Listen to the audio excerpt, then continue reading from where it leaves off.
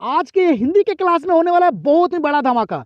आज के इस क्लास में आप लोग को बताता हूँ 100 सवाल को मैं करवाने वाला हूँ। कितने 100 सवाल को। और ये हिंदी के क्लास आप लोग का लास्ट क्लास होगा। ठीक है, इसके बाद कोई भी हिंदी का क्लास आप लोग को नहीं मिलेगा।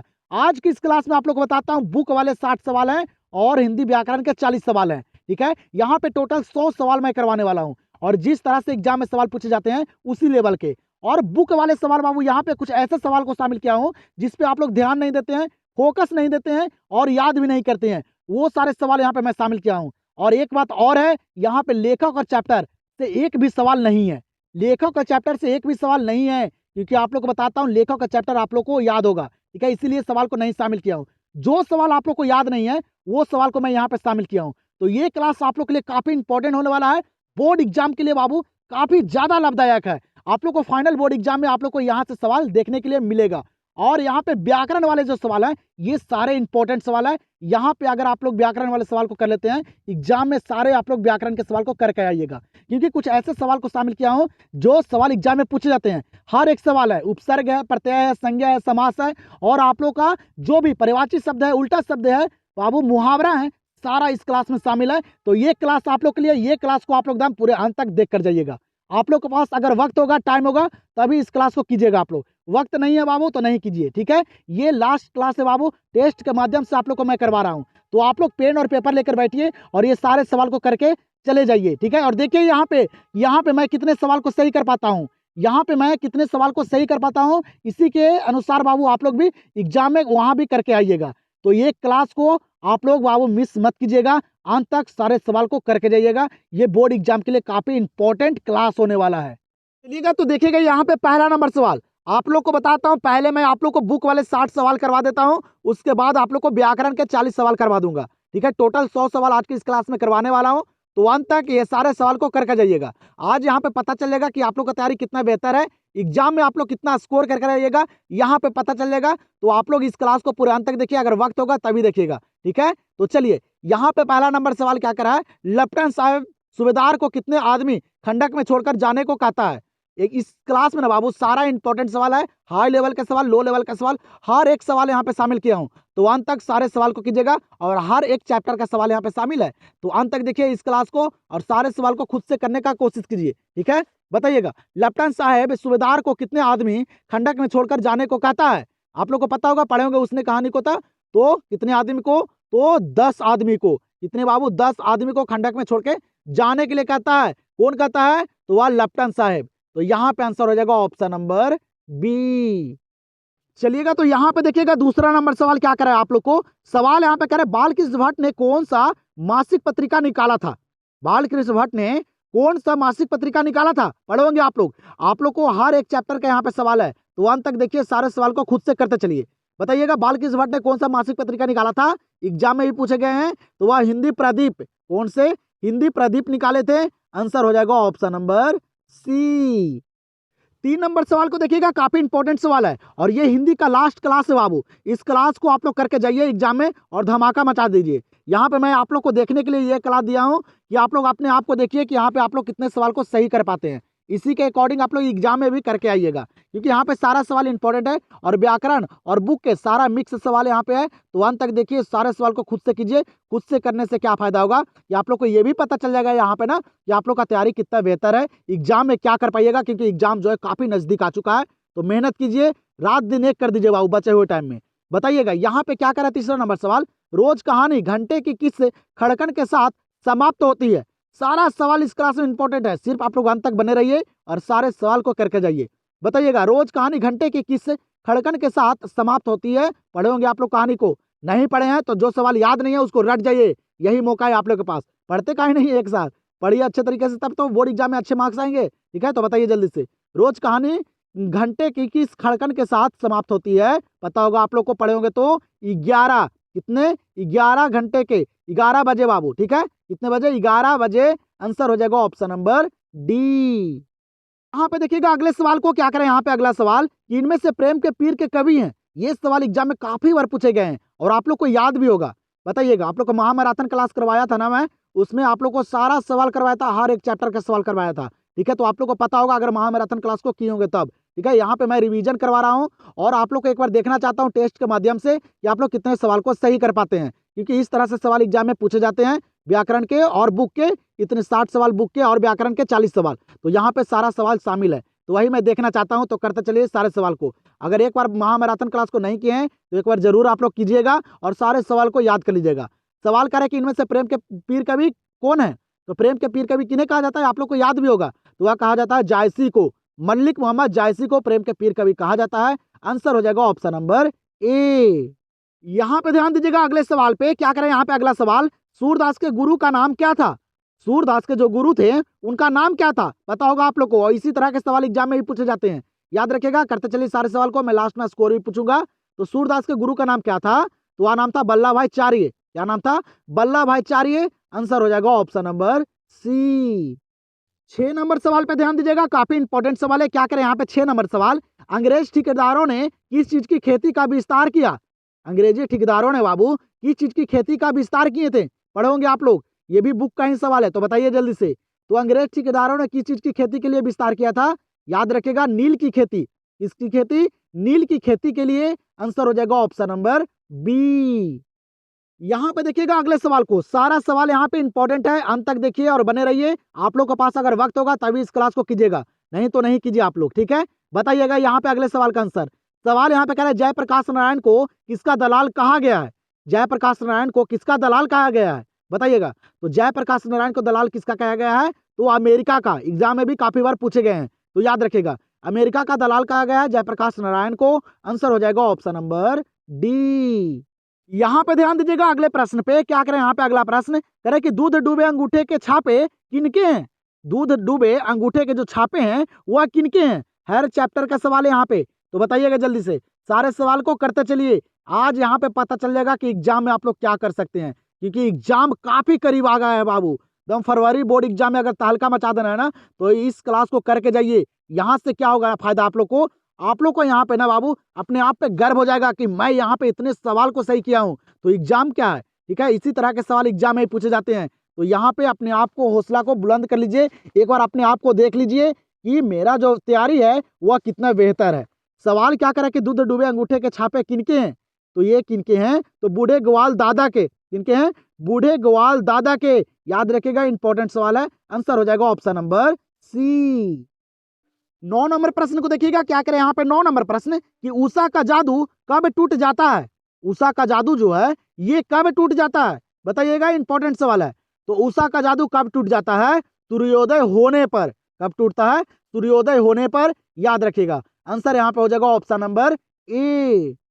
और आप लोग को एक बात और बतलाना चाहता हूँ बाबू, आज की इस क्लास में ना हिंदी के लेखक का चैप्टर का एक भी सवाल यहाँ पे शामिल नहीं है, ठीक है, क्योंकि मुझे पता है कि मैं आप लोग को ना बाबू लेखक का चैप्टर का एक क्लास में करवा दिया था पीछे ही, ठीक है। उसमें पूरा लेखक का चैप्टर जन्म और मृत्यु और काव्य कृति थे, ठीक है। तो इसीलिए आज की इस क्लास में लेखक का चैप्टर का एक भी सवाल शामिल नहीं है। जो भी बच्चे अगर याद नहीं किए अभी तक लेखक का चैप्टर को, तो उनको एग्जाम में बहुत बड़ा प्रॉब्लम होने वाला है, क्योंकि बाबू काफी सारे सवाल पूछे जाते हैं लेखक का चैप्टर से। तो आप लोग के पास अभी वक्त है, याद कर लीजिएगा, याद नहीं किए हैं तब, ठीक है। तो एक भी सवाल यहाँ पे लेखक का चैप्टर से नहीं है, तो अंत तक देखिएगा इस क्लास को। सारे बुक का सवाल है, गहराइयों का सवाल है और सारा इंपॉर्टेंट सवाल है। यहाँ पे देखिएगा सवाल क्या करे, आप लोग को याद भी नहीं होगा शायद। सवाल यहाँ पे कह रहा है सुभद्रा कुमारी चौहान का प्रतिनिधि कविता संग्रह कौन है, बताइएगा। सुभद्रा कुमारी चौहान का प्रतिनिधि कविता संग्रह जो है वह कौन सा है, सारा इंपॉर्टेंट सवाल है। तो याद रखेगा वह है मुकुल। क्या है, मुकुल जो है ना, ये सुभद्रा कुमारी चौहान का प्रतिनिधि कविता संग्रह है। तो आंसर हो जाएगा ऑप्शन नंबर बी। यहाँ पे ध्यान दीजिएगा अगले सवाल पे। यहाँ पे अगला सवाल कह रहा है कि मानक किस युद्ध में सिपाही के रूप में लड़ने बर्मा गया है। सवाल यहाँ पे क्या कर रहा है कि मानक जो था ना, जो सिपाही था ना, वह बाबू किस युद्ध में लड़ने गया था, कहाँ, बर्मा। ये भी याद रखिएगा, कहाँ गया था, बर्मा गया था लड़ने। लेकिन बाबू किस युद्ध में, तो बताइएगा आप लोग जल्दी से, ऑप्शन को पढ़िए और सारे सवाल को करते चलिए। तो मानक जो है ना वह किस युद्ध में सिपाही के रूप में लड़ने गया था बर्मा, याद रखेगा वह गया था द्वितीय विश्व युद्ध में। इस विश्व युद्ध में, दूसरा विश्व युद्ध में बाबू वह लड़ने गया था बर्मा सिपाही के रूप में। आंसर हो जाएगा ऑप्शन नंबर बी। यहाँ पे देखिएगा इंपॉर्टेंट सवाल पूछा गया है, क्या करें यहाँ पे अगला सवाल, बताइएगा जल्दी से। कह रहे कि आत्मकथा लेखक की माँ किसके यहाँ काम करती थी, बताइएगा। आत्मकथा लेखक की माँ किसके यहाँ काम करती थी। यहाँ पे जो ये सवाल है ना, ये बाबू लिया गया है जूठन से। आप लोग सवाल को पकड़िए कि कौन से चैप्टर का कौन सा सवाल है, तभी आप लोग सही कर पाइएगा। सवाल यहाँ पे कह रहा है आत्मकथा लेखक की माँ किसके यहाँ काम करती थी। सारा सवाल इंपॉर्टेंट है, आप लोग को पता चल रहा होगा, ठीक है। जिस सवाल पे आप लोग ध्यान नहीं देते हैं, ये सारे सवाल इंपॉर्टेंट है। तो बताइएगा आत्मकथा लेखक की माँ किसके यहाँ काम करती थी, तो वह करती थी बाबू ब्रह्मदेव तगा के घर। किसके घर? ब्रह्मदेव तगा के घर काम करती थी, आप लोग को पता होगा। तो आंसर यहाँ पे हो जाएगा ऑप्शन नंबर सी। अब मैं आप लोग को थोड़ा सा फास्ट करवाऊंगा क्लास बाबू, तो मेरे साथ सारे सवाल को मेरे से पहले आप लोग करते चलिएगा। पेन और पेपर लेकर जरूर बैठिएगा और यहाँ पे सारे सवाल को करते चलिएगा। यहाँ से क्या पता चलेगा ना, आप लोग को मैं बार बार बता रहा हूँ बाबू, यहाँ से एक बात पता चल जाएगा कि आप लोग जो एक साल में तैयारी किए ना, वो किस तरह की है। क्या ये सारे सवाल को कंप्लीट कर चुके हैं? क्या यहाँ पे इतना बढ़िया से तैयारी की है कि यहाँ पे मैं 100 में सवाल कर सकता हूँ? आप लोग यहाँ पे देखिए, इसलिए मैं आप लोग को बार बार बोल रहा हूँ, समझा रहा हूँ। तो मेरे साथ आप सारे सवाल को करते चलिए। अब थोड़ा सा मैं फास्ट क्लास करवाऊंगा आप लोग को, तो 1 तक देखिए, सारे सवाल को करते चलिए। पहले ये बुक के 60 सवाल को कर लीजिए आप लोग। सवाल यहाँ पे अगला क्या करा कि मल्यक ने किस मंत्रालय में नौकरी की। मल्यक जो है वह किस मंत्रालय में नौकरी किया था, पता होगा आप लोग को, कृषि मंत्रालय में। किस मंत्रालय में? कृषि मंत्रालय में। सारे ऑप्शन को देखते चलिए और सारे सवाल को करते चलिए। तो यहाँ पे इस सवाल का आंसर हो जाएगा ऑप्शन नंबर ए। यहाँ पे देखिएगा, ये भी इंपॉर्टेंट सवाल है, बताइएगा जल्दी से। सवाल यहाँ पे क्या करा कि सूरदास किस मार्ग में दीक्षित हुए। कुछ सवाल यहाँ पे ऐसे भी शामिल है जो आप लोग को याद भी नहीं होगा, आप लोग उस पर ध्यान नहीं देते हैं। तो जो याद नहीं होगा उसको याद कर लीजिएगा, रट जाइएगा। यही मौका है आप लोग के पास, क्योंकि हर एक सवाल बोर्ड एग्जाम के लिए रिलेटेड सवाल यहाँ पे है, ठीक है। जिस तरह से सवाल एग्जाम में पूछे जाते हैं आप लोग देख सकते हैं। सिर्फ अंत तक देखिए, उसके बाद आप लोग को मजा आ जाएगा। सवाल क्या करा कि सूरदास किस मार्ग में दीक्षित हुए। तो सूरदास जो है वह किस मार्ग में दीक्षित हुए, तो याद रखिएगा पुष्टि मार्ग में। इस मार्ग में? पुष्टि मार्ग में। आंसर हो जाएगा ऑप्शन नंबर सी। यहां पे देखिएगा, इस सवाल को, ये भी सवाल एग्जाम में काफी बार पूछे गए हैं, आप लोग को याद भी होगा। सवाल यहाँ पे क्या करें, कवियों के कवि किससे कहा जाता है। और ये सारे सवाल मैं महामैराथन क्लास में करवाया हूं, अगर नहीं देखे जाइए एक बार अच्छे तरीके से महामैराथन क्लास को समाप्त करके आइए। सवाल यहाँ पे क्या करें कि कवियों के कवि किसे कहा जाता है। कवियों के कवि जो कहा जाता है वह किन्हें कहा जाता है, तो वह कहा जाता है शमशेर बहादुर सिंह को। एग्जाम में भी काफी बार पूछे गए हैं, शमशेर बहादुर सिंह को कवियों के कवि कहा जाता है। आंसर हो जाएगा ऑप्शन नंबर डी। 16 नंबर सवाल को देखिएगा, क्या करें यहाँ पे। 16 नंबर सवाल, महेश्वर की पत्नी का नाम क्या है। महेश्वर की जो पत्नी थी उसका नाम क्या है, पता होगा आप लोग को, रोज कहानी को पढ़े होंगे तब। तो महेश्वर की पत्नी का नाम था मालती। क्या नाम था? मालती नाम था। और इन दोनों का एक संतान भी था, उसका नाम था टीटी। ये भी याद रखेगा, क्योंकि बाबू हर एक सवाल तो यहाँ पे मैं नहीं करवा सकता हूँ ना, क्योंकि इस क्लास में आप लोग को 60 सवाल दूंगा बुक का और 40 सवाल दूंगा हिंदी व्याकरण का। इसलिए आप लोग को जो इंपॉर्टेंट सवाल है उसी को यहाँ पे शामिल किया हूँ। तो अंत तक देखिएगा, क्योंकि ये सारे सवाल गेसिंग किया गया है। मैं देख कर आया हूँ बाबू कि किस तरह से सवाल एग्जाम में पूछे जाते हैं, तो उसी तरह के सवाल मैं यहाँ पे आप लोग को इस क्लास में शामिल किया हूँ। तो अंत तक देखिएगा। सवाल क्या करा था, महेश्वर की पत्नी का नाम क्या है, तो मालती। आंसर हो जाएगा ऑप्शन नंबर ए। 17 नंबर सवाल पे ध्यान दीजिएगा आप लोग। 17 नंबर सवाल यहाँ पे कह रहा है कि लहना सिंह का सिर अपनी गोद में लेकर कौन बैठा था। लहना सिंह का सिर अपनी गोद में लेकर कौन बैठा था, पता होगा आप लोग को, कौन बैठा था, तो वह बैठा था बाबू बजीरा सिंह। कौन? बजीरा सिंह। लहना सिंह का सिर जो था ना वो अपनी गोद में लेकर बैठा हुआ था। इंपॉर्टेंट सवाल है, आंसर हो जाएगा ऑप्शन नंबर सी। चलिएगा, तो यहाँ पे ध्यान दीजिएगा अगले सवाल पे। यहाँ पे अगला सवाल क्या करा है ना, युद्ध और शांति की समस्या पर लिखी गई काव्य कृति है। सवाल यहाँ पे क्या करा है, युद्ध और शांति की समस्या पर लिखी गई काव्य कृति जो है वह क्या है। ऑप्शन को पढ़िए और बताइए। ये सवाल काफी सारे बच्चों को नहीं याद होगा, जिन बच्चों को नहीं याद है रट जाइए, यही मौका है आप लोगों के पास। जो बचे हुए टाइम में अच्छे तरह से जो भी सवाल नहीं याद है उसको कंप्लीट कर लीजिए। बताइएगा, युद्ध और शांति की समस्या पर लिखी गई काव्य कृति क्या है, याद रखेगा, वह है कुरुक्षेत्र। क्या है? कुरुक्षेत्र है। आंसर हो जाएगा ऑप्शन नंबर बी। यहाँ पे ध्यान दीजिएगा अगले प्रश्न पे। सवाल यहाँ पे कह रहा है कि दूसरे पद में तुलसी ने अपना परिचय किस रूप में दिया है। दूसरे पद में तुलसीदास जो है, जो अपना परिचय दिए हैं वह किस रूप में दिए हैं, पढ़े होंगे आप लोग, पता भी होगा आप लोग को। तो दूसरे पद में तुलसीदास जो है वो अपना परिचय जो दिए है ना, वह दिए बाबू किस रूप में, भिखारी के रूप में। और प्रथम पद में तो सीता के दास के रूप में। ये भी याद रखिएगा, ठीक है, क्योंकि हर एक सवाल यहाँ पे शामिल नहीं है, जो इंपॉर्टेंट है उसी को मैं शामिल किया हूँ। तो बाबू भिखारी के रूप में वह दूसरे पद में तुलसीदास ने अपना परिचय दिए हैं। तो आंसर हो जाएगा ऑप्शन नंबर सी। चलिएगा, यहाँ पे बताइए इस सवाल का आंसर आप लोग, ये भी बुक वाले सवाल है। सवाल यहाँ पे कह रहे कि पत्नी बिटिया को क्या करती है। पत्नी जो है वो बिटिया को क्या करती है, पढ़े होंगे आप लोग को पता भी होगा। तो पत्नी जो है वो बिटिया को क्या करती है, समझाती है। और पिता पूछेगा वह सिखलाते हैं। ये भी याद रखिएगा, ठीक है, ये सवाल पूछे जाते हैं। तो यहाँ पे आंसर हो जाएगा इस सवाल का ऑप्शन नंबर डी। यहाँ पे देखिएगा अगले सवाल को, यहाँ पे बाबू एक डेट वाले सवाल यहाँ पे शामिल है, तो बताइएगा। डेट वाले सवाल मैं आप लोग को करवाया हूँ, लेखक का चैप्टर और डेट वाले सवाल जो भी जन्म और मृत्यु होते हैं वो मैं स्पेशल क्लास आप लोग को दे दिया था पीछे, इसलिए इस क्लास में शामिल एक भी नहीं है। बताइएगा सवाल यहाँ पे करे जे कृष्णमूर्ति का जन्म कब हुआ था। जे कृष्णमूर्ति का जो जन्म हुआ था ये कब हुआ था बताइएगा। जे कृष्णमूर्ति का जो जन्म हुआ ना ये 12 मई 1895 को हुआ। कब? 12 मई 1895 को हुआ था जे कृष्णमूर्ति का जन्म। आंसर हो जाएगा ऑप्शन नंबर ए। अगर जो भी बच्चे इस क्लास को ना पूरा अंत तक करके चले जाएंगे ना उनको एग्जाम में दिक्कत नहीं होने वाला है। व्याकरण वाले सवाल बाबू इस तरह के सवाल को शामिल किया हो ना जो एग्जाम से काफी रिलेटेड है, वही सारे सवाल एग्जाम में भी पूछे जाते हैं, क्योंकि उपसर्ग प्रत्यय और जो आप लोग का संधि होता है, समास होता है, संज्ञा होता है और आप लोग का जो उल्टा शब्द होते हैं, पर्यायवाची शब्द होते हैं, वो सारा सवाल वहां पे शामिल है। तो अंत तक इस क्लास को देखिएगा। आज यहाँ पे आप लोग के लिए ये सवाल जो है ना ये अंत क्लास है बाबू हिंदी के, लेकिन हर एक सवाल यहाँ पे शामिल किया हूँ जो आप लोग को बोर्ड एग्जाम से काफी रिलेटेड है। तो इस क्लास को अगर वक्त होगा तो अंत तक जरूर करके जाइएगा। सवाल यहाँ पे देखिएगा क्या करा है, काफी इंपॉर्टेंट सवाल एग्जाम में भी काफी बार पूछे भी गए हैं। 1974 में बिहार प्रदेश के मुख्यमंत्री कौन थे? 1974 में जो बाबू छात्र आंदोलन हुआ था ना उस टाइम बिहार के जो मुख्यमंत्री थे वह कौन थे? तो वह थे अब्दुल गफूर। कौन थे? अब्दुल गफूर। याद रखेगा आंसर हो जाएगा ऑप्शन नंबर बी। यहाँ पे ध्यान दीजिएगा, ये भी इंपॉर्टेंट सवाल है, एग्जाम में पूछे गए हैं, वो आप लोग को पता भी होगा। सवाल करें गैंग्रीन इनमें से किससे संबंधित है? गैंग्रीन जो है वह इनमें से किससे संबंधित है? पता होगा, आप लोग पढ़े होंगे। गैंग्रीन जो है ना वह एक प्रकार का क्या है? बीमारी है। गैंग्रीन क्या है? बीमारी है। आंसर हो जाएगा ऑप्शन नंबर डी। यहाँ पे ध्यान दीजिएगा अगले प्रश्न पे। क्या करें यहाँ पे अगला प्रश्न कि बोलने से ही मनुष्य के रूप का साक्षात्कार होता है यह किसने कहा? सवाल यहाँ पे क्या करे ना कि बोलने से ही मनुष्य के रूप का साक्षात्कार होता है, ये कौन कहे थे? पढ़ोगे आप लोग को पता होगा, इंपॉर्टेंट सवाल भी है। तो बताइए जल्दी से, सारे सवाल को आप लोग करते चलिए। लास्ट में स्कोर भी मैं पूछूंगा कि आप लोग कितने सवाल को सही कर पाए हैं। यहाँ से पता चल जाएगा कि आप लोग का जो एक साल का मेहनत है वह कितना बढ़िया है। बोलने से ही मनुष्य के रूप का साक्षात्कार होता है यह किसने कहा?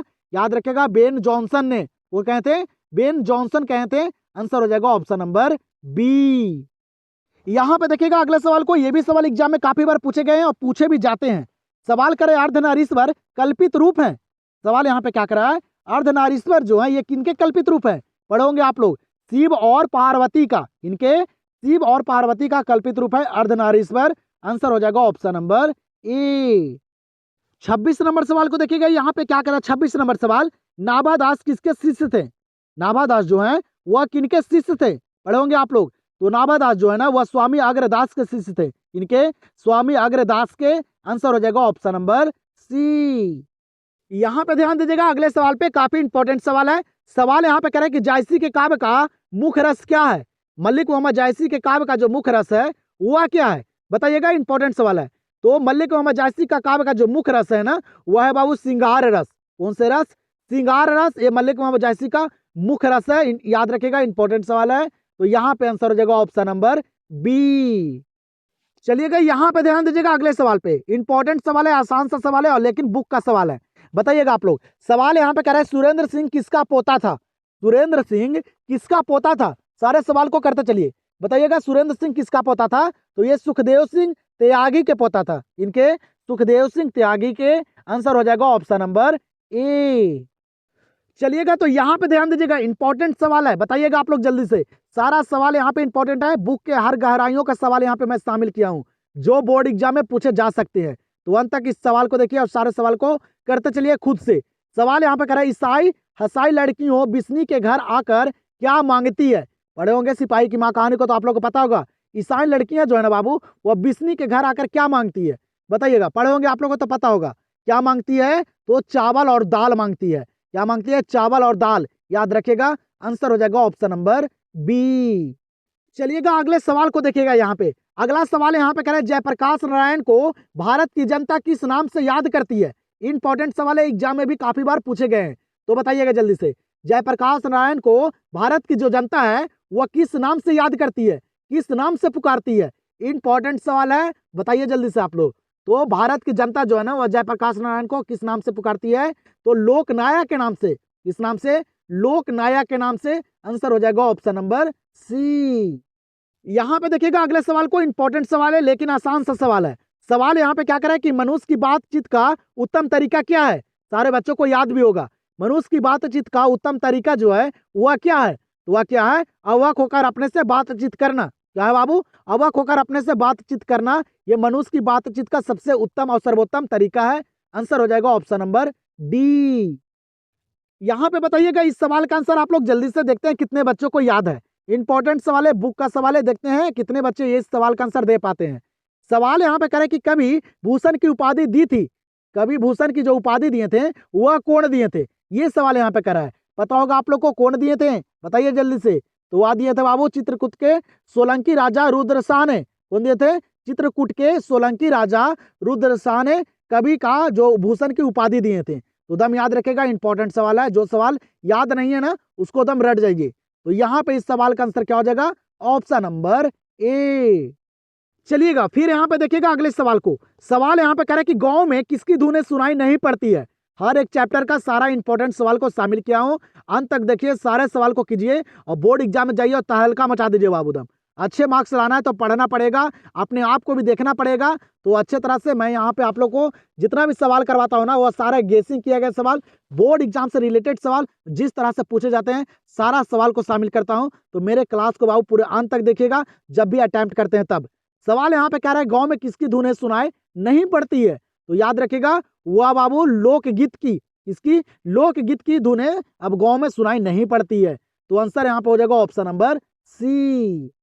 और काफी सारे बच्चे का कमेंट आ रहा था लाइव क्लास के लिए, ठीक है। तो मैं आप लोग को बताता हूँ मेरे पास वो सारे सुविधाएं नहीं है जिससे मैं आप लोग का लाइव क्लास ले सकता हूँ, ठीक है। तो आप लोग को मैं जो क्लास देता हूँ ना वह मैं अपने तरफ से काफी अच्छे तरीके से और समझाने का कोशिश करता हूँ उस क्लास में, और सारे सवाल को मैं करवाता हूँ, ठीक है। लाइव क्लास मैं नहीं करवा पाता हूँ आप लोग को इसी के चलते कि मेरे पास वो सारी सुविधा नहीं है जिससे मैं आप लोग को लाइव क्लास करवा सकूँ, ठीक है। काफी सारे बच्चे का कमेंट आ रहा था, इसके लिए मैं आप लोग से क्षमा मांगता हूं कि मैं आप लोग को लाइव क्लास नहीं ले सकता हूं, ठीक है। तो मैं जो भी आप लोग को रिकॉर्डेड क्लास दे रहा हूं उसको आप लोग सिर्फ अंत तक सारे सवाल को कीजिए और खुद से कीजिए, ठीक है। खुद से करने से फायदा आप ही लोग का होगा, ठीक है। तो मैं आप लोग से क्षमा मांगता हूँ, ठीक है। मैं लाइव क्लास आप लोग को नहीं करवा सकता हूँ बाबू, जो मैं रिकॉर्डेड क्लास दे रहा हूँ उसको आप लोग करके जाइए, एग्जाम में आप लोग अच्छे मार्क्स लाइए, ठीक है। यहाँ पे बताइएगा इस सवाल का आंसर क्या करा है। भगत सिंह को फांसी दी गई, भगत सिंह को फांसी दी गई कब। तो भगत सिंह को जो फांसी दी गई थी ना वह दी गया था कब बाबू, 23 मार्च 1931 को। कब दिया गया था, 23 मार्च 1931 को दिया गया था भगत सिंह को फांसी। तो यहाँ पे आंसर हो जाएगा ऑप्शन नंबर ए। चलिएगा तो यहाँ पे ध्यान दीजिएगा अगले सवाल पे। यहाँ पे अगला सवाल करे उदय प्रकाश के अनुसार दशहरे के दिन किस चिड़िया को जरूर देखना चाहिए। और मैं अपने तरफ से बाबू आप लोग के लिए काफी मेहनत करता हूँ, ठीक है, कि आप लोग अच्छे मार्क्स ला सके, हर एक सवाल आप लोग को करवा सकूं, हर तरह से करवा सकूं जिस तरह से एग्जाम में पूछे जाते हैं। तो मैं अपने आप से बाबू 100% आप लोग के लिए देता हूं। आप लोग भी अपने आप के लिए 100% दीजिएगा तभी कुछ हो सकता है, ठीक है। तो कोशिश कीजिए आप लोग। सवाल यहाँ पे क्या करें, उदय प्रकाश के अनुसार दशहरे के दिन किस चिड़िया को जरूर देखना चाहिए। तो वह किस चिड़िया को देखना चाहिए पता होगा आप लोग को, पढ़े होंगे आप लोग कौन से कहानी, तो तिरिच कहानी को तो आप लोग को पता होगा। वह नीलकंठ को देखना चाहिए, किसको, नीलकंठ को देखना चाहिए दशहरे के दिन, ये बोले थे उदय प्रकाश, ठीक है। तो आंसर यहाँ पे हो जाएगा ऑप्शन नंबर सी। चलिएगा तो यहाँ पे देखिएगा अगले सवाल को क्या करें। यहाँ पे अगला सवाल कि लहना सिंह सूबेदार को वापस बुलाने के लिए किसे भेजता है। हर एक सवाल इंपॉर्टेंट है तो सारे सवाल को याद भी कर लीजिएगा और अच्छे तरह से सारे सवाल को कर लीजिए आप लोग। बताइएगा लहना सिंह को सूबेदार को वापस बुलाने के लिए किसे भेजता है। तो लहना सिंह जो है ना वह सूबेदार को वापस बुलाने के लिए किन्हें भेजता है। तो वह भेजते हैं बजीरा सिंह को। किनको भेजते हैं, बजीरा सिंह को। आंसर हो जाएगा ऑप्शन नंबर ए। यहाँ पे देखिए काफी इंपॉर्टेंट सवाल है, आप लोग को याद भी नहीं होगा, नहीं याद है बाबू दम अच्छे तरह से देख लीजिए इस सवाल को, अगर बोर्ड एग्जाम में पूछे जा सकते हैं। सवाल यहाँ पे क्या करा है कि सबके हित का वचन कौन कहता है पाठ के अनुसार। बताइए बाबू सबके हित का वचन जो कहते हैं वह कौन कहते हैं। ऑप्शन को पढ़िए और बताइए जल्दी से। तो सबके हित का जो वचन कहते हैं ना वह कहते हैं कौन, तो वह कहते हैं कबीर। कौन कहते हैं, कबीर दास कहते हैं। नहीं याद है, याद कर लीजिए, यही मौका है आप लोग के पास। हर एक सवाल पे आप लोग को फोकस बनाए रखना है, याद करना है, क्योंकि एग्जाम में कौन से सवाल पूछे जाएंगे आप लोग को भी पता नहीं है। तो यहाँ पे इस सवाल का आंसर क्या होगा, ऑप्शन नंबर बी। और आप लोग को मैं जो क्लास करवाता हूँ वो आप लोग को पसंद आता है कि नहीं आता है, आप लोग कमेंट सेक्शन में जरूर बताइएगा। आप लोग को मजा आता है मेरे क्लास को करने में कि नहीं आता है। अगला क्लास जो मैं लाऊं वह किस सब्जेक्ट का लाऊं, किस सब्जेक्ट में आप लोग का दिक्कत है, आप लोग का प्रॉब्लम मैं समझ सकता हूं बाबू। ठीक है, तो आप लोग का जो भी प्रॉब्लम है आप लोग बताइए कमेंट सेक्शन में, मैं उसके लिए मैं 100% आप लोग के लिए मैं देने के लिए सक्षम यहाँ पे हूँ। ठीक है, बताइएगा। सवाल को देखिए यहाँ पे क्या करा है, सुभद्रा कुमारी चौहान का जन्म कब हुआ। सुभद्रा कुमारी चौहान का जो जन्म हुआ था ना, ये कब हुआ था। एग्जाम में भी ये सवाल काफी बार पूछे गए हैं, तो एक बार याद रखेगा, याद है तो बहुत बढ़िया है बाबू। तो सुभद्रा कुमारी चौहान का जो जन्म हुआ था ना, ये 16 अगस्त 1904 को हुआ था। कब, 16 अगस्त 1904 को। आंसर हो जाएगा ऑप्शन नंबर ए। 39 नंबर सवाल को देखिएगा। 39 नंबर सवाल यहाँ पे कह रहे कि स्कूल के हेडमास्टर का क्या नाम था। स्कूल के जो हेडमास्टर था उसका नाम क्या था। ये सवाल एग्जाम में भी काफी बार पूछे गए हैं, तो याद रखेगा। स्कूल के हेडमास्टर का जो नाम था ना, वह नाम था क्या, कली राम नाम था। क्या नाम था, कली राम नाम था। आंसर हो जाएगा ऑप्शन नंबर बी। यहाँ पे अगला सवाल क्या कर रहा है ना कि 1914 ईस्वी में भगत सिंह किस पार्टी की ओर आकर्षित हुए। 1914 ईस्वी में भगत सिंह जो है वह किस पार्टी की ओर आकर्षित हुए थे, बताइएगा। इंपॉर्टेंट सवाल है बाबू, याद रखेगा। ये भी बुक के सवाल हैं, तो सारे सवाल पे आप लोग फोकस बनाए रखिए। तो 1914 में जो भगत सिंह है ना, वह किस पार्टी की ओर आकर्षित हुए थे, याद रखेगा, गद्दर पार्टी की ओर। किस पार्टी की ओर, गद्दर पार्टी की ओर। आंसर हो जाएगा ऑप्शन नंबर डी। चलिएगा यहाँ पे बताइएगा इस सवाल का आंसर। ये सवाल सारे बच्चों को याद होगा, कहानी को पढ़े होंगे ना तो आप लोग को पता भी होगा। ये सवाल एग्जाम में भी काफी बार पूछे गए, ये सवाल सारे बच्चों को याद भी रहता है। सवाल यहाँ पे इंपॉर्टेंट है बाबू। क्या करे यहाँ पे कि बचपन में लहना सिंह लड़की से बार बार कौन सा प्रश्न करता था। बचपन में लहना सिंह जो है वह लड़की से बार बार कौन सा प्रश्न करते थे, आप लोग को पता होगा, पढ़े होंगे तब। कौन से प्रश्न, तेरी कुड़माई हो गई। कौन से प्रश्न बाबू, तेरी कुड़माई हो गई। ये प्रश्न करते थे कौन, लहना सिंह लड़की से। याद रखेगा, एग्जाम के लिए ये काफी इंपॉर्टेंट सवाल है। तो आंसर यहाँ पे हो जाएगा क्या, ऑप्शन नंबर सी। यहाँ पे बताइए इस सवाल का आंसर। ये भी आसान सा सवाल है, ये भी आप लोग को याद होगा। सवाल कर रहा है कि मानक बिस्नी से दूध की जगह क्या मांगता है। मानक जो है ना, जो सिपाही था ना, वह बाबू बिस्नी से, अपनी माँ से दूध की जगह क्या मांगता है, बताइएगा। कहानी से सवाल है बाबू, जो एग्जाम में पूछे जाते हैं, तो करते चलिएगा आप लोग। मानक बिस्नी से दूध की जगह क्या मांगता है, तो वह मांगता है पानी। क्या मांगता है, पानी मांगता है। आप लोग को पता भी होगा। आंसर यहाँ पे हो जाएगा क्या, ऑप्शन नंबर ए। और आप लोग को क्लास करने में मजा आ रहा है कि नहीं आ रहा है, आप लोग जरूर बताइएगा। मजा आ रहा है कि नहीं आ रहा है यहाँ पे, क्योंकि मैं सारे सवाल को रखा हूँ जो बुक का है और हर चैप्टर का है। ठीक है, तो सारे सवाल को करते चलिएगा। सवाल यहाँ पे अगला कर रहा है कि जायसी का काव्य किस प्रकार गंभीर एवं व्यापक है। मल्लिक मोहम्मद जायसी का जो बाबू काव्य जो है ना, वह किस प्रकार गंभीर एवं व्यापक है। बुक के सवाल है, तो बताइएगा आप लोग। ठीक है, कमेंट सेक्शन में जरूर बताइएगा बाबू, जो मैं क्लास करवाता हूँ करने में मजा आता है कि नहीं आता है। ठीक है, तो जायसी का जो काव्य है ना, वह किस प्रकार गंभीर एवं व्यापक था, तो समुद्र की भांति। कैसे, समुद्र की भांति। आंसर हो जाएगा ऑप्शन नंबर सी। 44 नंबर सवाल पे ध्यान दीजिएगा आप लोग। 44 नंबर सवाल क्या करे कि काशी में कितने वर्षों तक रहकर तुलसीदास ने शिक्षा प्राप्त की। काशी में कितने वर्ष तक रहे थे तुलसीदास और अपना शिक्षा प्राप्त किए थे। ये इंपॉर्टेंट सवाल है, बताइएगा। ये भी सवाल एग्जाम में पूछे गए हैं। क्वेश्चन बैंक को अगर आप लोग अच्छे तरीके से कंप्लीट कर देंगे ना, तो आप लोग को एग्जाम में काफी सारे प्रश्न नजर आएंगे, क्योंकि पूछे गए सवाल ना बार बार रिपीट किए जाते हैं। ठीक है, तो बताइएगा काशी में कितने वर्षों तक रहकर तुलसीदास ने शिक्षा प्राप्त किए थे, तो वह 15 वर्षों तक। कितने वर्षों तक, 15 वर्षों तक रहकर। आंसर हो जाएगा ऑप्शन नंबर बी। यहाँ पे ध्यान दीजिएगा अगले सवाल पे। सवाल करे हार जीत कविता में उत्सव कौन मना रहे हैं। हार जीत कविता में जो उत्सव मना रहे हैं वह कौन मना रहे हैं। सारा सवाल इंपॉर्टेंट है, करते चलिए अंत तक आप लोग। आगे आप लोग को व्याकरण वाले भी सवाल मैं करवाऊंगा। पहले बुक वाले 60 सवाल को हम लोग कंप्लीट कर लेते हैं, उसके बाद हम लोग व्याकरण वाले सवाल को करेंगे। तो अंत तक देखिएगा, वो व्याकरण वाले सवाल आप लोग के लिए काफी इंपॉर्टेंट होने वाला है। ठीक है, तो बताइएगा हार जीत कविता में उत्सव कौन मना रहे हैं। बुक वाले सवाल तो काफी सारे बच्चों को याद रहता है, गलती करते हैं व्याकरण वाले सवाल में। ठीक है, तो व्याकरण वाले सवाल को एक बार आप लोग करके देखिएगा अंत तक। ठीक है, 100 सवाल मैं करवाऊंगा आज के इस क्लास में, जिसमें से आप लोग को देखना है कि 100 में आप लोग यहाँ पे कितना सवाल को सही कर पाते हैं। बस यही करना है बाबू आज की इस क्लास में। ठीक है, तो लास्ट तक बने रहिएगा। हार जीत कविता में उत्सव कौन मना रहे हैं, तो वह मना रहे हैं कौन, तो वह मना रहे हैं शासक दल। कौन मना रहे हैं, शासक दल। याद रखेगा, आंसर हो जाएगा ऑप्शन नंबर सी। ध्यान दीजिएगा यहाँ पे अगले सवाल पे।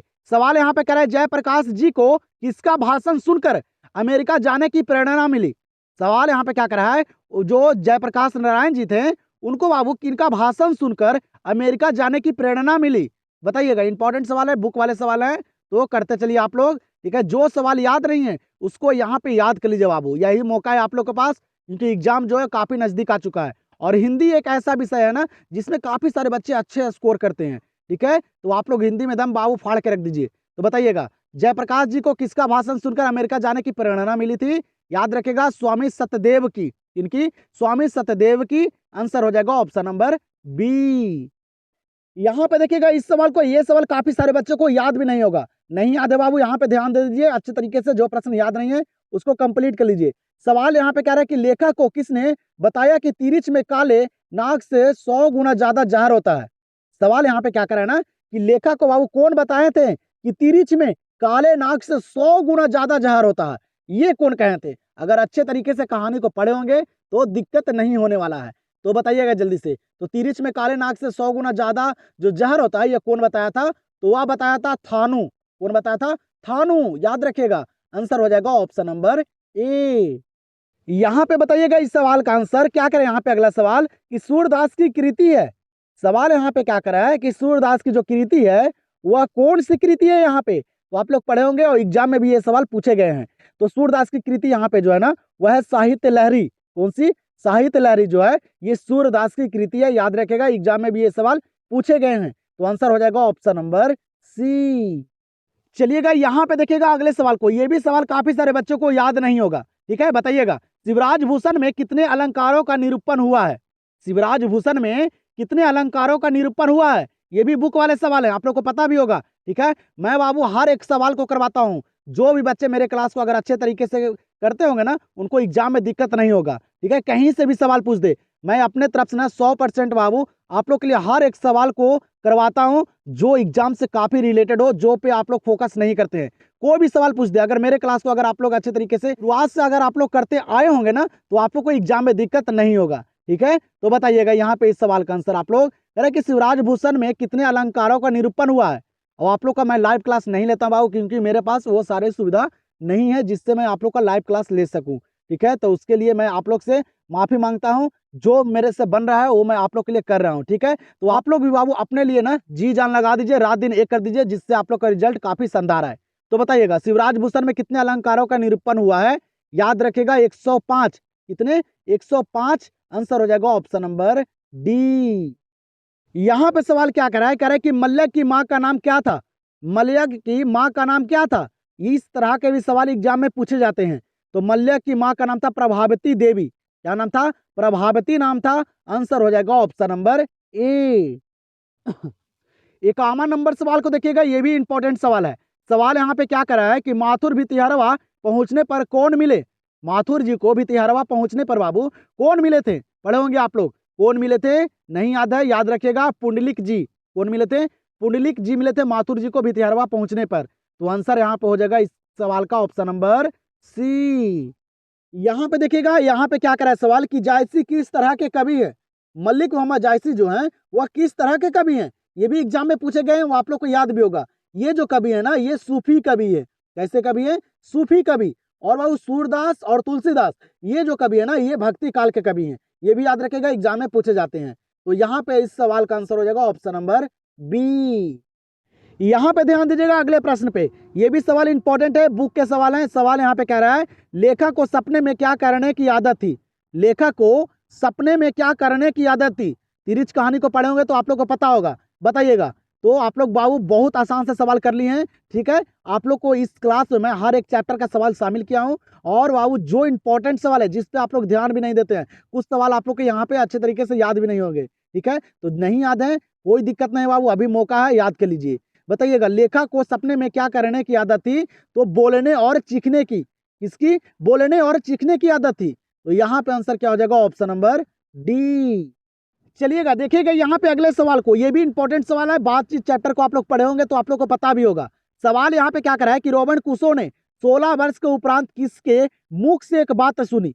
इंपॉर्टेंट सवाल है, याद भी होगा आप लोग को। और आप लोग देख सकते हैं कि मैं इस क्लास में लेखक और चैप्टर को एक भी सवाल शामिल नहीं किया हूँ, क्योंकि वो मैं करवा दिया हूँ आप लोग को। ठीक है, ये सारे बुक के सवाल हैं और सारे अच्छे लेवल के सवाल हैं, तो करते चलिए आप लोग। रॉबिन क्रूसो ने 16 वर्ष के उपरांत किसके मुख से एक बात सुनी? तो वह सुने थे बाबू किसके मुख से? तो फ्राइडे के मुख से। किसके मुख से?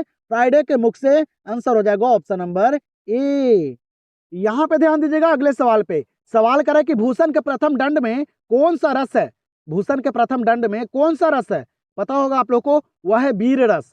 कौन सा रस? वीर रस भूषण के प्रथम दंड में है। तो दम याद रखिएगा, आंसर हो जाएगा ऑप्शन नंबर सी। 56 नंबर सवाल को देखिएगा। यहाँ पे क्या करा है अगला सवाल कि कौन सी रचना ओम प्रकाश वाल्मीकि की है? यहाँ पे ऑप्शन को पढ़िए और बताइए जल्दी से कि कौन सी रचना जो है यह ओम प्रकाश वाल्मीकि की है। और ये सवाल एग्जाम में काफी बार पूछे गए हैं, तो आप लोग जल्दी से बताइएगा। तो कौन सी रचना ओम प्रकाश वाल्मीकि की है? तो वह है दलित साहित्य का सौंदर्य शास्त्र। क्या है? दलित साहित्य का सौंदर्य शास्त्र। ये ओम प्रकाश वाल्मीकि की रचना है, एग्जाम में पूछे जाते हैं। इस तरह से भी सवाल पूछे जाते हैं कि दलित साहित्य सौंदर्य के लेखक कौन है? तो वह है कौन? ओम प्रकाश वाल्मीकि जी। तो अच्छे तरीके से सारे सवाल को याद करना पड़ेगा, तभी कुछ हो सकता है। ठीक है, तो यहाँ पे आंसर क्या हो जाएगा? Option number B. चलिएगा यहाँ पे देखिएगा, यहाँ पे सवाल करे तुलसीदास किस शाखा के कवि है? तुलसीदास जो है ये किस शाखा के कवि हैं? तो बताइएगा जल्दी से। तुलसीदास जो है ना, ये राम मार्गी शाखा के कवि हैं, क्योंकि ये राम जी के भक्ति करते थे। आप लोग को पता होगा, तुलसीदास राम जी के भक्ति करते थे और सूरदास कृष्ण जी के। तो ये दोनों सवाल को याद रखेगा, एग्जाम में पूछे जाते हैं। तो यहाँ पे इस सवाल का आंसर हो जाएगा क्या? Option number A. अगले सवाल को देखिएगा, यहाँ पे क्या करा अगला सवाल कि भगत सिंह किस उम्र में क्रांतिकारी गतिविधियों में शामिल हुए? भगत सिंह जो हैं ये किस उम्र में क्रांतिकारी गतिविधियों में शामिल हुए? इंपॉर्टेंट सवाल है, ये भी सवाल एग्जाम में पूछे गए हैं। तो ये 12 वर्ष की उम्र में, कितने? 12 साल की उम्र में भगत सिंह जो है ना ये क्रांतिकारी गतिविधियों में शामिल हो गए थे। तो दम याद रखिएगा, आंसर हो जाएगा ऑप्शन नंबर बी। यहाँ पे देखिएगा अगले सवाल को, ये भी सवाल आप लोग को याद नहीं होगा। सवाल यहाँ पे अगला कह रहा है कि मोहन राकेश किस पत्रिका के संपादक रहे? मोहन राकेश जी जो हैं ये किस पत्रिका के संपादक रहे? ये सवाल यहाँ पे कह रहा है, तो जल्दी से बताइएगा आप लोग। मोहन राकेश जो है ना ये बाबू सारिका, किस पत्रिका का? सारिका पत्रिका के संपादक रहे थे। याद रखिएगा, अच्छे तरह से ऑप्शन को पढ़कर ही आंसर कीजिएगा एग्जाम में, वहां पे आप लोग को काफी समय मिलेगा। तो यहाँ पे आंसर हो जाएगा क्या? Option number A.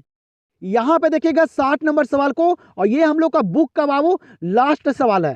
ठीक है, आप लोग को जैसे कि मैं बता दिया था स्टार्टिंग में ही कि बुक वाले सवाल आप लोग को मैं यहाँ पे 60 सवाल करवाऊंगा, क्योंकि एग्जाम में 60 ही सवाल पूछे जाते हैं और 40 सवाल व्याकरण से पूछे जाते हैं। तो ये बुक के लास्ट सवाल है बाबू, तो आप लोग बताइएगा इस सवाल का आंसर। सवाल यहाँ पे कह रहा है कि रोज कहानी का कौन सा पात्र डॉक्टरी पेशा से जुड़ा था?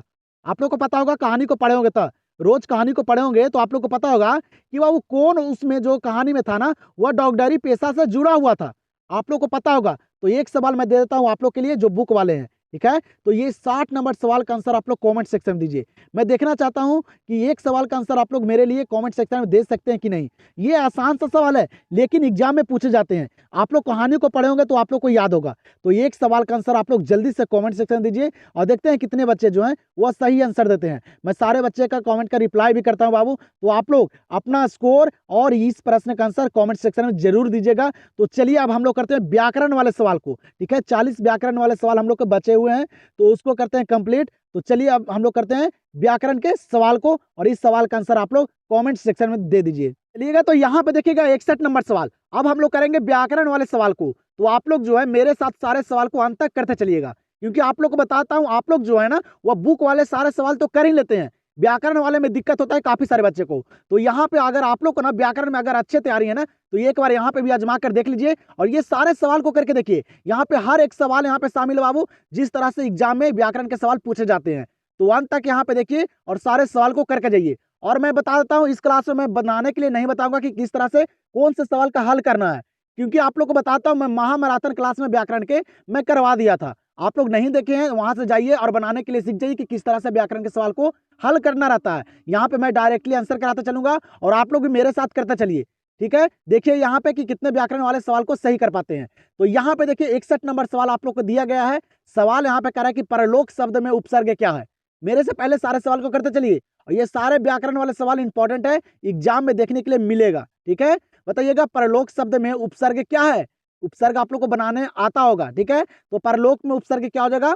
पर हो जाएगा। यहाँ पे मैं डिटेल में आप लोग को बनाने के लिए नहीं बताऊंगा बाबू। ठीक है, सिर्फ आप लोग करते चलिए मेरे साथ यहाँ पे रिवीजन के तौर पे। ठीक है, तो परलोक शब्द में उपसर्ग क्या है? तो पर है, लोक इधर अर्थ निकल रहा है। ठीक है, जो आगे रह जाता है ना वही होता है क्या? उपसर्ग होता है। आंसर यहाँ पे हो जाएगा ऑप्शन नंबर ए। 62 नंबर प्रश्न यहाँ पे दिए गए, क्या करें 62 नंबर सवाल कि जी जान शब्द कौन समास है। जी जान शब्द जो है वह कौन समास है, बताइएगा। समास पढ़े होंगे तो आप लोग को पता होगा। सारे सवाल को करते चलिए, अंत तक दम इस क्लास को देखिएगा बाबू, ठीक है। अंत तक देखिएगा तभी आप लोग को समझ में आएगा और आप लोग को बनाने के लिए और यहाँ पे पता भी चल जाएगा कि मेरा व्याकरण में कितना बेहतर तैयारी है। बताइएगा जी जान शब्द कौन समास है, तो जब भी बाबू उल्टा रहेगा, जैसे माता पिता भाई बहन, जी जान रात दिन, जब भी उल्टा जैसा रहेगा ना तो आप लोग करके आइएगा द्वंद्व समास। कौन सा समास, द्वंद्व समास, याद रखेगा अच्छी तरह से। तो यहाँ पे आंसर हो जाएगा ऑप्शन नंबर बी। और यहाँ पे जो मैं सवाल करवाऊंगा ना व्याकरण वाले, ये सारे जो है एग्जाम में पूछे गए हैं, प्रीवियस ईयर सवाल हैं, तो आप लोग करके जाइएगा, ठीक है। इसी लेवल के सवाल पूछे जाते हैं, ये मैं यहाँ पे आप लोग को दिखाना चाहता हूँ। और हर एक व्याकरण के सवाल यहाँ पे मैं शामिल किया हूँ, तो अंत तक दम देख कर जाइए, ठीक है। टाइम होगा तभी आप लोग इस क्लास को पूरा करके जाइएगा, ठीक है। बताइएगा यहाँ पे सवाल करें कि भारतवर्ष शब्द कौन संज्ञा है। ये सवाल ना 2 से 3 बार पूछे भी गए हैं, ठीक है। कॉमर्स के भी पेपर में ये सवाल पूछे गए हैं, याद रखेगा आप लोग। भारतवर्ष जो है ना, ये कौन सा संज्ञा है, याद रखेगा व्यक्तिवाचक संज्ञा। कैसा, व्यक्तिवाचक संज्ञा। आंसर यहाँ पे हो जाएगा इस सवाल का ऑप्शन नंबर डी। यहाँ पे देखिएगा, यहाँ पे बाबू लिंग से सवाल पूछा गया है, बताइएगा जल्दी से। सवाल यहाँ पे करे कि सभा शब्द क्या है। सभा शब्द जो यहाँ पे दिया गया है ये क्या है, पुल्लिंग है, उभयलिंग है, स्त्रीलिंग है। सारे ऑप्शन को पढ़िए और बताइए जल्दी से, बताइए जल्दी से कि सभा शब्द जो है ये क्या है। तो सभा शब्द जो है ना ये स्त्रीलिंग शब्द है। कैसा, स्त्रीलिंग शब्द, याद रखिएगा। आंसर यहाँ पे हो जाएगा ऑप्शन नंबर सी। यहाँ पे देखिएगा अगला सवाल क्या करे आप लोग को, सवाल यहाँ पे करे अधिकतम शब्द का विलोम क्या है। हर एक सवाल मैं यहाँ पे आप लोग को करवा रहा हूँ बाबू, आप लोग देखिए, सिर्फ अंत तक बने रहिए। आप लोग को इस क्लास में काफी सारे व्याकरण वाले सवाल भी कवर हो जाएंगे, क्योंकि एग्जाम नजदीक आ चुका है। इसीलिए मैं ये लास्ट क्लास आप लोग को दिया हूँ हिंदी का, जिसमें हिंदी का भी सवाल है, बुक वाले सवाल और व्याकरण वाले सवाल, दोनों मिक्स है। जिस तरह से एग्जाम में सवाल पूछे जाते हैं, तो अंत तक 100 सवाल को करके जाइएगा। सवाल क्या करे, अधिकतम शब्द का विलोम क्या है। अधिकतम शब्द का विलोम क्या है, तो अधिकतम का मतलब होता है अधिक, ज्यादा होता है। तो अधिकतम शब्द का जो विलोम होगा वह होगा न्यूनतम, कम हो जाएगा। तो आंसर यहाँ पे हो जाएगा क्या, ऑप्शन नंबर ए। ध्यान दीजिएगा यहाँ पे अगले प्रश्न पे। अगला प्रश्न यहाँ पे कह रहा है कि जिसे भय नहीं है के लिए एक शब्द है। यहाँ पे बताइए कि जिसे भय नहीं है के लिए एक शब्द यहाँ पे क्या होगा, जल्दी से बताइएगा, एग्जाम में पूछे गए हैं, तो बताइए जल्दी से। सारे सवाल को करते चलिए, आज यहाँ पे पता चल जाएगा कि बोर्ड एग्जाम में आप लोग क्या कर सकते हैं। आप लोग को भी अपने आप पे बाबू गर्व हो जाएगा कि मैं यहाँ पे इतने सवाल को सही कर रहा हूँ, तो एग्जाम में भी करके आऊंगा। क्योंकि वहां बाबू हार्ड लेवल के सवाल नहीं पूछे जाते हैं, इसी लेवल के सवाल पूछे जाते हैं, ठीक है। तो बताइएगा जल्दी से, यहाँ पे सवाल यहाँ पे क्या करा था, करा है बाबू, जिसे भय नहीं है के लिए एक शब्द क्या है, याद रखिएगा वह निर्भय है। क्या है, निर्भय। जिसे भय नहीं है के लिए एक शब्द क्या होता है, निर्भय होता है। आंसर हो जाएगा ऑप्शन नंबर बी। चलिए तो अगले सवाल पे चलते हैं। यहाँ पे क्या करा, अगला सवाल करा कि लाल पीला होना मुहावरे का अर्थ क्या है। लाल पीला होना मुहावरे का अर्थ क्या है। मुहावरा से भी सवाल पूछे जाते हैं, तो काफी सारे सवाल मैं मुहावरा से भी यहाँ पे करवाऊंगा। सिर्फ अंत तक बने रहिए और सारे सवाल को देख कर जाइए। लाल पीला होना मुहावरे का अर्थ क्या है, तो वह क्या है बाबू, क्रोध करना। क्या है, क्रोधित होना, क्रोध करना, ये लाल पीला होना मुहावरे का अर्थ है, याद रखिएगा। आंसर यहाँ पे हो जाएगा ऑप्शन नंबर ए। यहाँ पे सवाल दिया गया बाबू विशेषण से, विशेषण से भी सवाल पूछे जाते हैं, तो बताइएगा आप लोग। यहाँ पे मैं डिटेल में सारा सवाल नहीं करवाऊंगा, डायरेक्टली आंसर करवा रहा हूँ, आप लोग भी करते चलिए। अब मौका है बाबू सिर्फ अपने आप को देखने का, परखने का और सारे सवाल को याद करने का, और जो भी सवाल में आप लोग गलती करते हैं उस पर ध्यान देने का, ठीक है। अब आप लोग को डिटेल में पढ़ने का समय नहीं है, जब समय था तब आप लोग क्या कर रहे थे, ठीक है। तो ध्यान दीजिए, यहाँ पे सवाल करे कि पर्वत शब्द का विशेषण क्या है। पर्वत शब्द का जो विशेषण है वह क्या है, तो याद रखिएगा पर्वत शब्द का विशेषण होता है पर्वतीय। क्या होता है, पर्वतीय होता है। आंसर हो जाएगा ऑप्शन नंबर सी। और आप लोग को व्याकरण वाले सवाल नहीं आते हैं बनाने ना, तो आप लोग जाइए महामैराथन क्लास को जरूर देखिएगा। हिंदी व्याकरण के महामैराथन क्लास को अगर देख लेते हैं तो वहां से आप लोग को सारा व्याकरण वाले सवाल कंप्लीट हो जाएंगे। उस क्लास में मैं बताया हूं कि किस तरह से व्याकरण के सवाल को हल करना है, कौन से सवाल कैसे बनाना है, ठीक है। तो उस क्लास को देख लीजिएगा, ऐसे आप लोग को आता होगा तो बहुत ही बढ़िया है, ठीक है। बताइएगा सवाल यहाँ पे कह रहे हैं कि नयन शब्द का संधि विच्छेद क्या है। नयन शब्द का संधि विच्छेद क्या है, बताइए आप लोग जल्दी से, सारे सवाल को करते चलिए। तो नयन शब्द का संधि विच्छेद होगा क्या, ने प्लस अन। क्या होगा, ने प्लस अन, नयन। आंसर हो जाएगा ऑप्शन नंबर बी। यहाँ पे देखिएगा उच्चारण स्थान से भी सवाल एग्जाम में पूछे जाते हैं। आप लोग देखे होंगे क्वेश्चन बैंक को, तो हर साल बाबू उच्चारण स्थान से सवाल पूछे जाते हैं। उसका भी इंपॉर्टेंट मैं क्लास करवा दिया था कि किस तरह से उच्चारण स्थान के सवाल को करके आना है। आप लोग जाइए पीछे वाला क्लास को जरूर देखिएगा। सवाल यहाँ पे क्या करे कि का उच्चारण स्थान क्या है, का जो बोला जाता है वह किस तरह से बोला जाता है, वो किससे किसकी सहायता से बोला जाता है। ठीक है, का उच्चारण कैसे होता है, तो का जो उच्चारण स्थान जो है ना वह है कंठ। आप लोग ट्राई करके देखिए, कंठ की सहायता से का बोला जाता है। का ख ग घ ये सारे पूछेंगे तो कंठ हो जाएगा, आंसर हो जाएगा ऑप्शन नंबर ए। 71 नंबर प्रश्न को देखिएगा, क्या करें यहाँ पे 71 नंबर प्रश्न कि नाच नचाना मुहावरे का अर्थ है। नाच नचाना मुहावरे का अर्थ क्या है बताइएगा। नाच नचाना मुहावरे का अर्थ जो होता है वह होता है तंग करना। याद रखिएगा, मुहावरे वाले सवाल को रट जाइए। ठीक है, एग्जाम में ये सारे सवाल पूछे गए हैं। जितना भी सवाल यहाँ पे करवा रहा हूँ ये सारे प्रीवियस ईयर प्रश्न है। यहाँ पे मैं दिखाना चाहता हूँ ये सारे आसान आसान से सवाल पूछे जाते हैं। ठीक है, तो ध्यान दीजिएगा। नाच नचाना मुहावरे का अर्थ क्या है, तो तंग करना है। आंसर हो जाएगा ऑप्शन नंबर बी। यहाँ पे बताइएगा इस सवाल का आंसर। ये सवाल 1 से 2 बार पूछे गए हैं एग्जाम में, तो बताइए जल्दी से। सवाल यहाँ पे करे कि कमल नयन शब्द कौन समास है। बताइए जल्दी से कि कमल नयन जो है ये शब्द जो है ये कौन सा समास है। इंपॉर्टेंट सवाल है, एग्जाम में काफी बार पूछे गए हैं। और यहाँ पे जो सवाल करवा रहा हूँ ना वो आप लोग को फाइनल बोर्ड एग्जाम जो फरवरी में है ना वहां देखने के लिए मिलेगा। तो अच्छे तरीके से अंत तक ये सारे सवाल को कर लीजिए आप लोग। तो कमल नयन शब्द जो है ये कौन सा समास है, तो ये है कर्मधारय समास। कैसा समास, कर्मधारय समास। नहीं आता है करने बाबू तो याद रखेगा आप लोग। ठीक है, आंसर यहाँ पे हो जाएगा ऑप्शन नंबर सी। यहाँ पे ध्यान दीजिएगा, सवाल यहाँ पे क्या करा है कि देवता शब्द क्या है, एग्जाम में पूछे गए हैं। देवता शब्द जो है ये क्या है, स्त्रीलिंग है, पुल्लिंग है, उभयलिंग है, बताइए जल्दी से।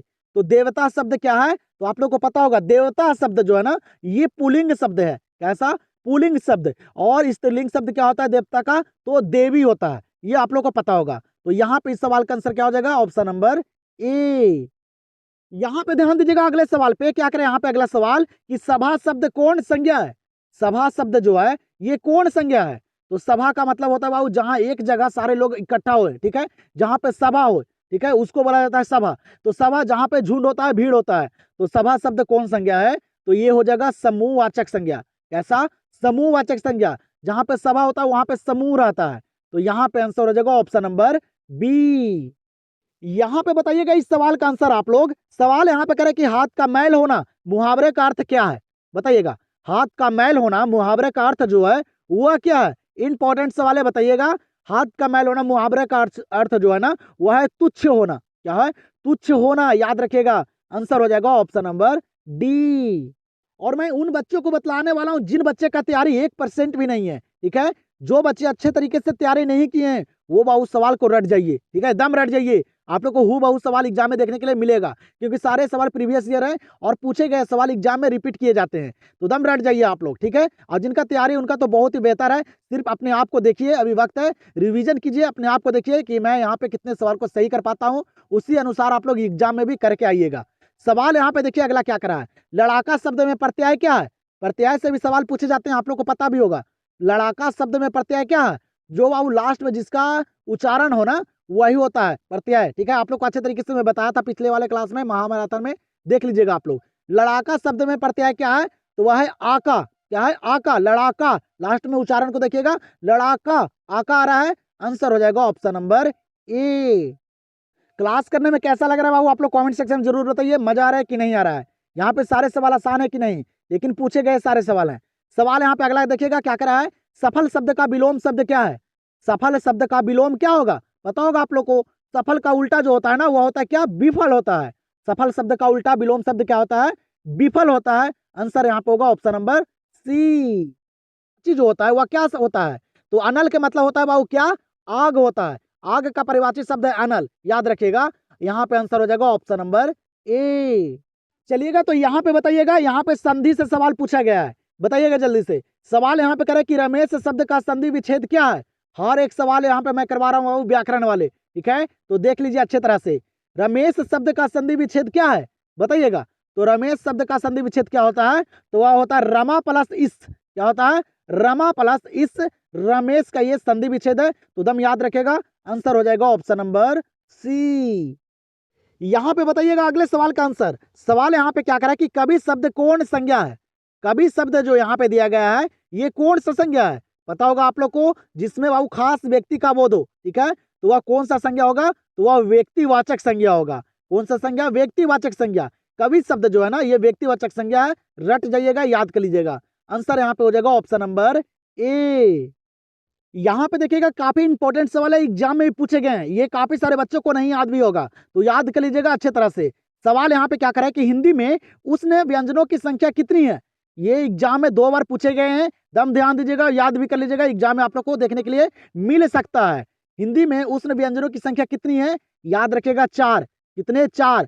तलवी स, मूर्धनी स, दंती स और हा, ये 4 हैं बाबू हिंदी में उष्ण व्यंजनों की संख्या। तो दम याद रखेगा, एग्जाम में आप लोग को देखने के लिए मिल सकता है। आंसर यहाँ पे हो जाएगा इस सवाल का ऑप्शन नंबर सी। जो भी बच्चे क्वेश्चन बैंक को समाप्त कर दिए होंगे ना, उनको यहाँ पे व्याकरण वाला सवाल आसान नजर आ रहा होगा, क्योंकि ये सारे प्रीवियस ईयर प्रश्न है, ठीक है। लेकिन ये बाबू साइंस के पेपर में, कॉमर्स के पेपर में और आर्ट्स के पेपर में, ये तीनों के पेपर में मिलाकर मैं यहाँ पे लाया हूँ, ठीक है। तो अंत तक देखिएगा। यहाँ पे सवाल करें कि सा का उच्चारण स्थान क्या है? सा का उच्चारण स्थान क्या है बताइएगा, एग्जाम में पूछे गए हैं। तो सा का उच्चारण स्थान है बाबू दंत। क्या है? दंत है, याद रखिएगा। आंसर हो जाएगा ऑप्शन नंबर बी। और आप लोग जब भी मेरे क्लास को करना बैठिए ना, तो आप लोग पेन और पेपर लेकर जरूर बैठिएगा, क्योंकि मैं सारे सवाल, इंपॉर्टेंट सवाल को शामिल करता हूं जो एग्जाम से रिलेटेड होते हैं, ठीक है। तो मेरे सवाल को करने से पहले आप लोग पेन और पेपर लेकर बैठिएगा और मेरे क्लास को पूरे अंत तक करके जाइएगा, ठीक है। एक भी सवाल को छोड़कर नहीं जाइएगा, अंत तक सारे सवाल पे फोकस बनाए रखिएगा और सारे सवाल को करके जाइएगा, क्योंकि सारा सवाल यहाँ पे इंपॉर्टेंट है। सारे सवाल गेसिंग किए गए हैं और सारे बोर्ड एग्जाम से रिलेटेड सवाल को मैं शामिल करता हूँ। तो अंत तक सारे सवाल को करके जाइए। सवाल यहाँ पे देखिए क्या करे कि भर पेट शब्द में उपसर्ग क्या है। बाबू एक पे रिलेटेड सवाल को मैं करवा रहा हूँ कि आप लोग को अच्छे तरीके से रिवीजन हो जाए और आप लोग खुद से करने के लिए सक्षम हो जाए, और कीजिए आप लोग खुद से। सवाल यहाँ पे क्या करे कि भर पेट शब्द में उपसर्ग क्या है? तो भर पेट में उपसर्ग क्या हो जाएगा? भार हो जाएगा। क्या हो जाएगा? भार हो जाएगा। पेट इधर अर्थ निकल रहा है बाबू, ठीक है। जो शब्द के आरंभ में जुट के उसका अर्थ बतला दे, उसको उपसर्ग बोला जाता है। तो आरंभ के मतलब होता है आगे, तो आगे वाला क्या है? भार है। आंसर यहाँ पे हो जाएगा ऑप्शन नंबर ए। चलिएगा यहाँ पे बताइएगा इस सवाल का आंसर। ये सवाल मैं आप लोग को पीछे मैं करने के लिए बता दिया था। यहाँ पे सवाल कर रहे हैं हाथ पैर शब्द कौन समास है? यहाँ पे भी अपोजिट हो रहा है बाबू, उल्टा हो रहा है। हाथ पैर, जैसे मैं पीछे आप लोग को बताया था, तो हाथ पैर यहाँ पे शब्द जो है कौन सा समास हो जाएगा? तो ये द्वंद्व समास हो जाएगा। कौन सा समास? द्वंद्व समास, याद रखिएगा। आंसर हो जाएगा ऑप्शन नंबर बी। यहाँ पे देखिएगा सवाल क्या करा है, कह रहा है कि दया शब्द कौन संज्ञा है? बताइएगा, दया शब्द जो है ये कौन संज्ञा है? तो याद रखिएगा दया शब्द जो है ना, ये भाववाचक संज्ञा है। ये भाव प्रकट कर रहा है बाबू, ठीक है। जैसे खुशी होता है, दया होता है, बचपना होता है, उदासी होता है, ये सारे क्या है? भाववाचक संज्ञा है, जिसे हम लोग क्या कर सकते हैं? तो जिसे हम लोग बाबू महसूस कर सकते हैं, वो भाववाचक संज्ञा होता है। तो यहाँ पे आंसर हो जाएगा ऑप्शन नंबर सी। चलिएगा तो अगले सवाल को देखिएगा। यहाँ पे अगला सवाल कर रहा है कि बिना पानी शब्द में कौन समास है? बिना पानी शब्द में कौन समास है? ये कल के भी क्लास में मैं आप लोग को बताया भी था, ठीक है, आप लोग को याद भी होगा। जिस समास का अर्थ निकले वह कौन सा समास होगा? तो वह बहुब्रीहि समास। जैसे बिना पानी, ये किनका है बाबू? सरस्वती माता का अर्थ बतला रहा है, ठीक है। तो बिना पानी शब्द में कौन समास है? तो बहुब्रीहि समास। तो आंसर यहाँ पे हो जाएगा ऑप्शन नंबर डी। 87 नंबर सवाल को देखिएगा, क्या करें यहाँ पे 87 नंबर सवाल कि समाज शब्द का विशेषण क्या होगा? बताइएगा, समाज शब्द का विशेषण क्या होगा? तो समाज शब्द का जो विशेषण होगा ना, वह होगा सामाजिक। क्या होगा? सामाजिक होगा, याद रखिएगा। आंसर यहाँ पे हो जाएगा ऑप्शन नंबर बी। अगर आप लोग को ये क्लास पसंद आएगा ना, तो एक लाइक जरूर कीजिएगा। मैं ये क्लास इसलिए लिया हूँ बाबू, इसके बाद आप लोग को मैं हिंदी का क्लास नहीं देने वाला हूँ, क्योंकि आप लोग को मैं बता देता हूँ, ये क्लास मैं टेस्ट के माध्यम से लिया हूँ, जिस तरह से एग्जाम में सवाल पूछे जाते हैं, ठीक है, बुक वाले सवाल और व्याकरण वाले सवाल। इसीलिए मैं ये क्लास आप लोग के लिए काफी इंपॉर्टेंट, और एक सवाल मैं लिया हूँ, ये लास्ट सवाल है आप लोग को। इस सवाल को कीजिए, आप लोग पूरे अंत तक खुद से कीजिए और देखिए और एग्जाम में जाइए, ठीक है। यहाँ पे अगर आप लोग 100 सवाल में कम से कम भी तो 70 कर देते हैं ना, तो एग्जाम में दिक्कत नहीं होगा, ठीक है, क्योंकि वहाँ 50 ही करना रहता है, ठीक है। तो इसीलिए मैं ये आप लोग का लास्ट क्लास हिंदी का दिया हूँ। तो इस क्लास को अंत तक करके जाइएगा, सारे सवाल को खुद से करके जाइएगा और देखिएगा कि मैं यहाँ पे कितने सवाल को सही कर पा रहा हूँ। यहाँ पे बताइएगा, सवाल आसान सा है, कह रहा है कि संधि के कितने प्रकार हैं? संधि के कितने प्रकार हैं? एग्जाम में पूछे गए हैं। तो संधि के कितने प्रकार हैं? तो 3 प्रकार। संधि कितने प्रकार के होते हैं? 3 प्रकार के होते हैं। आंसर हो जाएगा ऑप्शन नंबर ए। यहाँ पे बताइएगा इस सवाल का आंसर आप लोग। सवाल यहाँ पे कह रहा है कि भा का उच्चारण स्थान क्या है? भा का उच्चारण स्थान क्या है? याद रखिएगा, पा फा बा भा, ये सारे जो बोले जाते हैं ना, ये बोले जाते हैं ओठ से। इससे ओठ से ट्राई करके देखिए, एक बार बोल के देखिए आप लोग, बा बोल के देखिए, ठीक है। भा जो है, भा का उच्चारण करके देखिए, इस उच्चारण करने में ओठ की सहायता होगा, ठीक है। तो यहाँ पे आंसर हो जाएगा ऑप्शन नंबर ए। यहाँ पे देखिएगा अगले प्रश्न को, यहाँ पे अगला प्रश्न करा है कि कवि शब्द का स्त्रीलिंग रूप क्या है। कवि शब्द का स्त्रीलिंग रूप जो है ये क्या है, बताइएगा। ऑप्शन को देखिए, सारे ऑप्शन एक जैसा नजर आ रहा है बाबू। आप लोग को याद है कि कवि शब्द का स्त्रीलिंग रूप क्या होता है, कवित्री होता है। लेकिन ऑप्शन को देखिए, ठीक है, लिखावट को देखिए यहाँ पे, तो याद रखिएगा अच्छी तरह से बाबू। कवि कवि शब्द का जो स्त्रीलिंग रूप होता है ना, वह होता है कवित्री। लेकिन यहाँ पे लिखा गया है पहला ऑप्शन में, ठीक है। तो यहाँ पे आंसर क्या हो जाएगा, ऑप्शन नंबर ए। और आप लोग को एक बात और बतलाना चाहता हूं, आप लोग बोर्ड एग्जाम में जल्दबाजी नहीं कीजिएगा, नहीं तो बाबू जो भी सवाल आप लोग को आता होगा ना, वो भी गलती करके आइएगा, ठीक है। तो ध्यान दीजिएगा, आप लोग सारे ऑप्शन को पढ़कर, सारे प्रश्न को अच्छे तरीके से पढ़कर आंसर कीजिएगा, वहां पे आप लोग को काफी वक्त मिलेगा, ठीक है। एक गलती और नहीं कीजिएगा, जब भी एग्जाम देके आते हैं तो उस पेपर को चेक करने में नहीं लग जाइएगा, अगले पेपर का तैयारी कीजिएगा। जो अगला दिन होगा ना, उसको तैयारी कीजिएगा। पेपर कब चेक होगा, जब पूरा एग्जाम आप लोग समाप्त कर लेंगे ना, उसके बाद आप लोग घर बैठ के अपने सारे पेपर को जांच कर लीजिएगा कि मैं कितने सवाल को सही बना कर आया हूँ, ठीक है। ऐसे क्या होगा गलती करने से बाबू, कि आप लोग का जो गलती होगा ना, वहां पे आप लोग को वो दिमाग में बैठ जाएगा और अगला पेपर भी आप लोग को खराब चल जाएगा। तो इस बात पे फोकस कीजिएगा आप लोग, ठीक है। सोचिएगा कि ये मुझे गलती करना चाहिए कि नहीं करना चाहिए, ये आप पे निर्भर करता है, ठीक है। मुझे बताना था, मैं आप लोग को बता दिया हूं, ये गलती नहीं कीजिएगा, यही आप लोग के लिए सही तरीका है।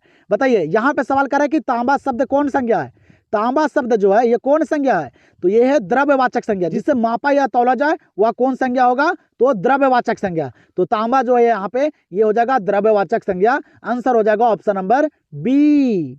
92 नंबर सवाल को देखिएगा, ये भी सवाल एग्जाम में पूछे गए हैं। बताइएगा, सवाल यहाँ पे कह रहा है कि चंद्र शब्द का परिवाची शब्द क्या है। चंद्र शब्द का परिवाची शब्द जो यहाँ पे है वह क्या है। ऑप्शन को पढ़िए और बताइए जल्दी से, सारे सवाल को करते चलिए। लास्ट में मैं स्कोर ही पूछूंगा कि कितने बच्चे जो हैं वह 100 में कितना सवाल को सही कर पाए हैं, और ईमानदारी से अपना स्कोर बताइएगा। यही मौका है बाबू, गलती स्कोर कोई नहीं बताएगा, ठीक है। जितना सही होता है उतना ही आप लोग बताइए, मौका है अभी आप लोग के पास, तैयारी कर लीजिएगा। हिंदी एक ऐसा है ना बाबू, जिसमें काफी सारे बच्चे जो हैं वो अच्छा स्कोर करके आते हैं, ठीक है। तो ध्यान दीजिएगा, चंद्र शब्द का परिवाची शब्द क्या है, तो वह हिमांशु। क्या है, हिमांशु है। आंसर हो जाएगा ऑप्शन नंबर डी। यहाँ पे देखिएगा, मुहावरा से सवाल पूछा गया है। सवाल यहाँ पे कह रहा है कि आंखों का तारा होना मुहावरे का अर्थ क्या है। बताइएगा, आंखों का तारा होना मुहावरे का अर्थ क्या है। इंपॉर्टेंट सवाल है, आप लोग को पता भी होगा।